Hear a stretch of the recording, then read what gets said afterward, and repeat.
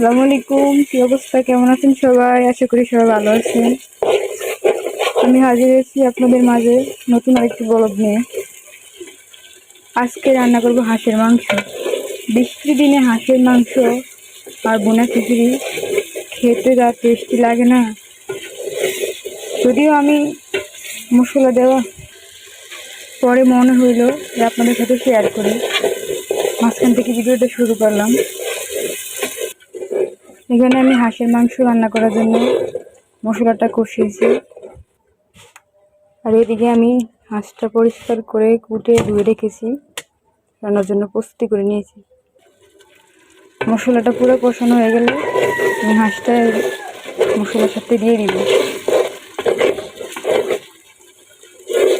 তো সবার কি অবস্থা, কেমন আছেন কমেন্ট করে জানাবেন।